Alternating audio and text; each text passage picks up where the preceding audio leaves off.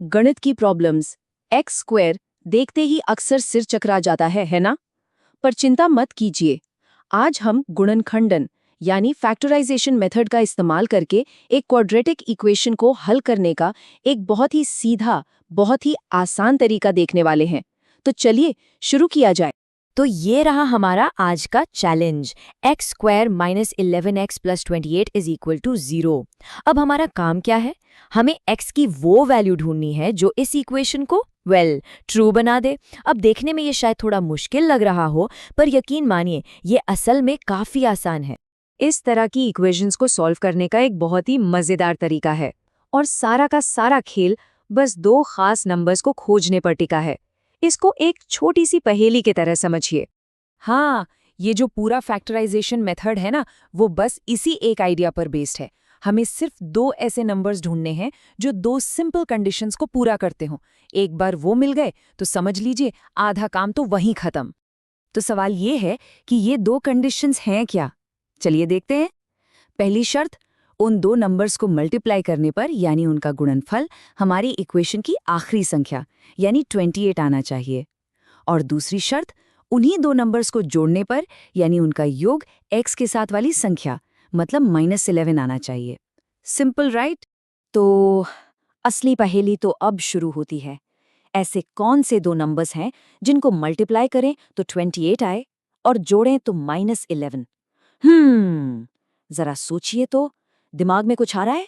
ठीक है, तो हमारी पहेली का पहला पीस है -7 और दूसरा नंबर है -4। चलिए फटाफट चेक कर लेते हैं। -7 को -4 से मल्टीप्लाई किया तो क्या मिला? +28। परफेक्ट।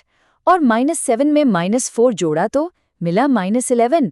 बिंगो, हमें हमारे वो दो जादुई नंबर्स मिल गए। तो अब जब सबसे मुश्किल काम मतलब वो दो नंबर्स ढूंढने वाला काम हो चुका है, तो आगे का रास्ता बहुत ही आसान है। चलिए देखते हैं कि अब इस इक्वेशन को आगे कैसे ब्रेक डाउन करना है। इसी स्टेप को कहते हैं फैक्टराइजेशन या गुणनखंडन। बेसिकली यह हमारी ओरिजिनल इक्वेशन को एक नए आसान फॉर्म में लिखने का तरीका है, और इसके लिए हम अपने वही दो नंबर्स यूज करेंगे जो हमने अभी ढूंढे हैं, -7 और -4। तो हमारी जो इक्वेशन थी x square minus 11x plus 28, उसे अब हम ऐसे लिख सकते हैं, x minus 7 times x minus 4 equals to 0। देखने में अलग है, पर है ये वही चीज, और ये नया रूप हमें सोल्यूशन के एकदम करीब ले आया है। अब यहाँ मैथ का एक बहुत सिंपल सा रूल काम आता है।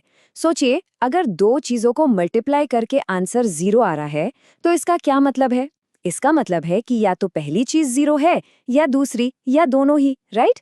तो इसका मतलब हुआ कि या तो x-7 0 है या फिर x-4 0 है।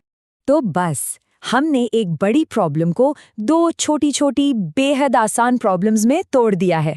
पहला हम सॉल्व करेंगे x-7 इक्वल 0 और दूसरा हम सॉल्व करेंगे x-4 इक्वल 0। अब बस हमें इन दोनों के लिए x की वैल्यू निकालनी है, जो कि बच्चों का खेल। और बस हम सॉल्यूशन तक पहुंच ही गए हैं। इस प्रोसेस ने हमें दो पॉसिबल आंसर्स दिए हैं। हमारी पहली mini equation x-7 equals to 0 से हमें क्या मिलता है? Simply x equals to 7। ये रहा हमारा पहला सॉल्यूशन। और दूसरी equation x-4 is equals to 0 से हमें मिलता है x इज इक्वल्स टू 4। ये जानना भी जरूरी है कि क्वाड्रेटिक इक्वेशंस के अक्सर दो सॉल्यूशंस होते हैं, और हमने दोनों को ढूंढ निकाला है। तो ये रहा हमारा फाइनल आंसर।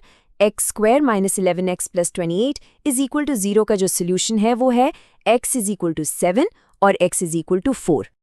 तो अब जब ये तरीका समझ आ गया है, तो अगली बार कोई क्वाड्रेटिक इक्वेशन दिखे तो उसे इसी तरह सॉल्व करने की कोशिश कीजिए। देखिए, इस टेक्निक में महारत हासिल करने का असली तरीका प्रैक्टिस ही है। गणित सिर्फ रूल्स रटने का नाम नहीं है, ये तो पैटर्न्स को पहचानने और प्रॉब्लम्स को क्रिएटिवली सॉल्व करने का नाम है।